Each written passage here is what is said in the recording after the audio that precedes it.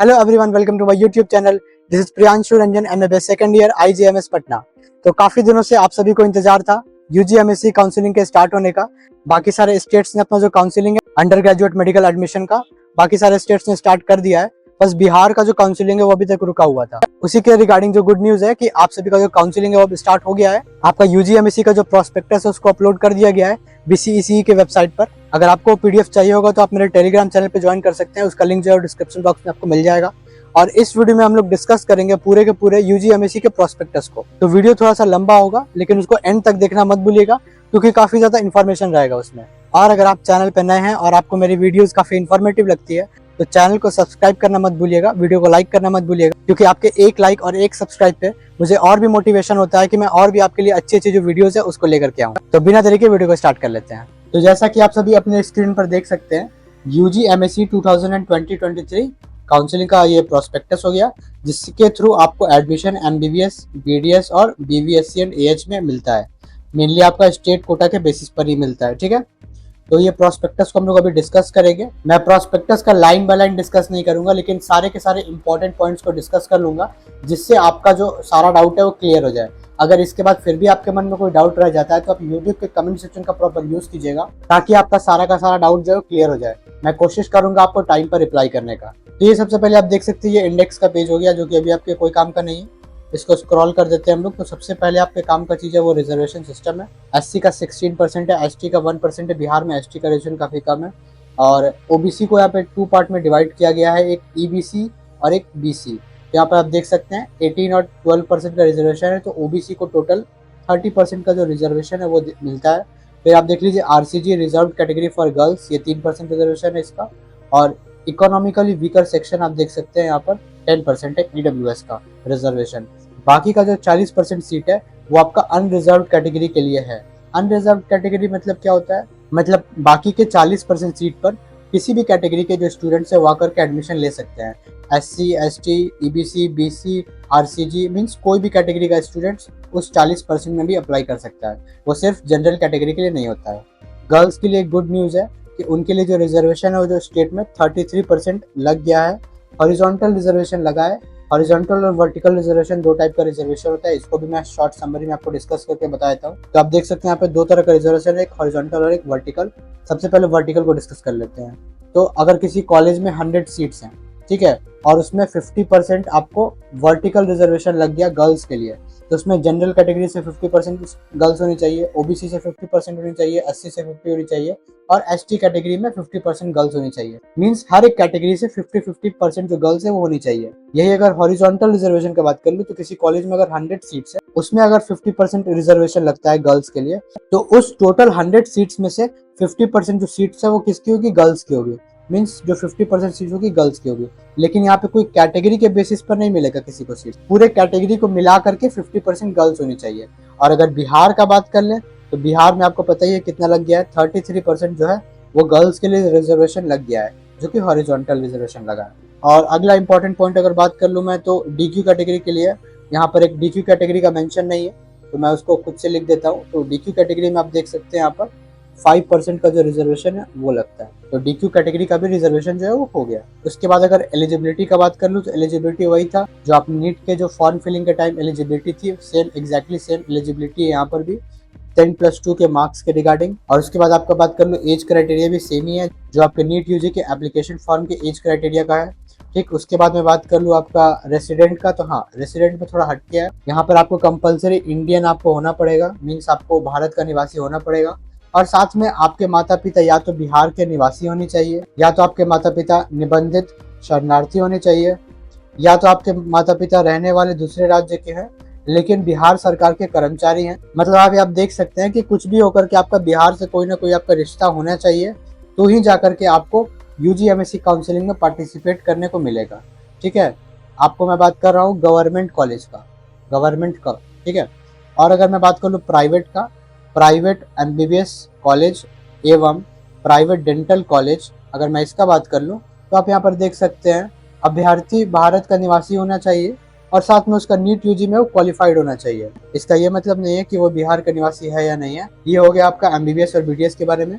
मैं बीवीएससी को डिस्कस नहीं करूंगा अभी, वेटनरी साइंस को।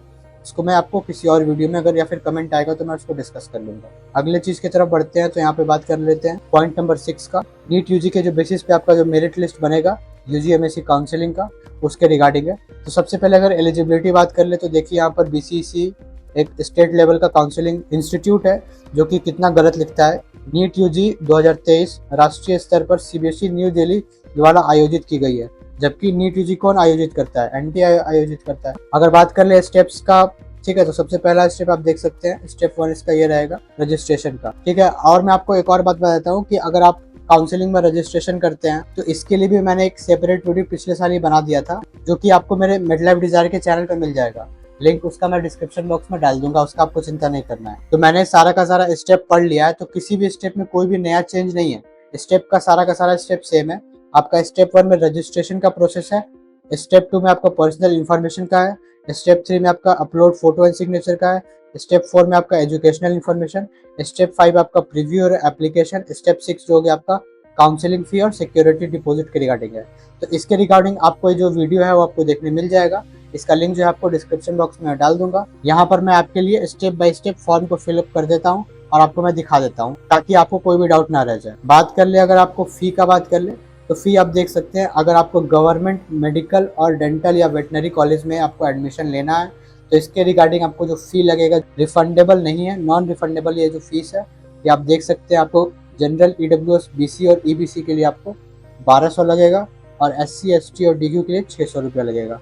प्राइवेट में आप देख सकते हैं, प्राइवेट में अगर आप कहीं पे भी एडमिशन लेंगे तो आपको 1200 का जो चार्ज है वो देखने मिलेगा। तो ये आपका हो गया फी के रिगार्डिंग, ठीक है। इसके नीचे हम लोग बात कर लेते हैं सिक्योरिटी डिपॉजिट के रिगार्डिंग। अगर आप गवर्नमेंट मेडिकल और डेंटल या वेटनरी कॉलेज में एडमिशन लेते हैं तो आपको 10,000 का सिक्योरिटी डिपॉजिट है उसको पे करना पड़ेगा, अगर आप जनरल या ईडब्ल्यूएस कैटेगरी से बिलोंग करते हैं तब। अगर आप एससी एसटी बीसी और ईबीसी कैटेगरी से बिलोंग करते हैं तो आपको 5,000 का सिक्योरिटी डिपॉजिट पे करना पड़ेगा। लेकिन प्राइवेट मेडिकल कॉलेज का आप देख सकते हैं 2 लाख है दोनों के लिए, और प्राइवेट डेंटल कॉलेज का 50,000 है आपका दोनों साइड के लिए, एससी एसटी बीसी और ईबीसी कैटेगरी के लिए। तो ये आपका हो गया सिक्योरिटी डिपॉजिट के रिगार्डिंग डाउट जो आपका था वो सारा क्लियर हो गया। आपको सिक्योरिटी डिपॉजिट के लिए आपको 2 बार पे नहीं करना है, आपको राउंड 1 और राउंड 2 के लिए आपको एक बार ही पेमेंट करना है 10,000 का, अगर आप गवर्नमेंट में एडमिशन लेना चाहते हैं तो। और ये सारे प्रोसेस को कंप्लीट करने के बाद आपका जो है स्टेप 7 जो है ये आप देख सकते हैं, आपको पार्ट ए और पार्ट बी जो फॉर्म का है उसको डाउनलोड करने का ऑप्शन जो है मिल जाएगा। आप इस फॉर्म को डाउनलोड कर सकते हैं और इसको आप सेव करके रख लीजिएगा। इसके बाद और भी कुछ इंपॉर्टेंट पॉइंट्स हो गया कि जब आप अपना जो अबव प्रोसीजर से उसको कंप्लीट कर लेंगे और आपका एडिटिंग का डेट भी जब निकल जाएगा, फॉर्म को रीसबमिट करने का डेट निकल जाएगा, उसके बाद आप फॉर्म को एडिट नहीं कर सकते। यहाँ पर यही चीज़ लिखा हुआ है। फिर साथ में ये भी चीज़ लिखा हुआ है कि आपका अगर पेमेंट कहीं से फंस जाता है, अगर आपने जो काउंसलिंग का जो फी है वो पे किया या फिर सिक्योरिटी डिपॉजिट पे किया और वो जो ट्रांजैक्शन है वो कहीं पे फंस गया, तो उसके रिगार्डिंग आपको तुरंत बेसिस पर, इमीडिएट बेसिस पर आपको रीपेमेंट कर देना है। आपको वेट नहीं करना है कि आपका जो मनी है रिफंड होगा उसके बाद आपको पेमेंट करना है। आप यहाँ पे पढ़ भी सकते हैं, candidates are advised not to wait for payment updation, instead do repayment of counselling, amount will be automatically return back to their account with in 7 to 8 banking working days. ठीक है, तो ये आपका हो गया रिफंड के रिगार्डिंग, अगर आपका पैसा फंस जाता है तो उसके रिगार्डिंग है। उसके बाद अगर बात कर लो, आपका जो रैंक कार्ड और मेरिट लिस्ट है वो आपका पब्लिश कर दिया जाएगा आपको इसी वेबसाइट पर, बीसीसी की वेबसाइट पर, और आपको एक स्पेसिफिक डेट भी दिया जाएगा रजिस्ट्रेशन के बाद। अपना जो भी आपका एंट्री है, अगर आपने कुछ भी गलत भर दिया है उसके रिगार्डिंग आप वहाँ पर जाकर के चेंज कर सकते हैं। इसके बाद आप कुछ सर्टिफिकेट्स का जो लिस्ट है उसको भी आप देख लीजिए। ये आपको सर्टिफिकेट्स है, आपको चाहिए होगा at the time of physical reporting to your allotted medical college. ठीक है, इसके बाद बात कर लेते हैं पॉइंट नंबर 10 का। तो यहाँ पे आप देख लीजिए, यहाँ पे आपको इंपॉर्टेंट डेट्स भी देखने मिल जाएगा। ये सारे इंपॉर्टेंट डेट्स हैं। कल से ही आपका जो रजिस्ट्रेशन का जो प्रोसेस है वो स्टार्ट हो जाएगा 29 तारीख से, और 4 तारीख तक चलेगा। उसके बाद आपको एडिट करने का जो डेट है वो आपका 5 तारीख का रहेगा, और आपका रैंक कार्ड और जो मेरिट लिस्ट है वो 7 तारीख को आ जाएगा, और आपका जो propose date of choice filling और काउंसलिंग प्रोग्राम है वो 9 तारीख से स्टार्ट हो जाएगा। ठीक है, तो आप ये देख सकते हैं।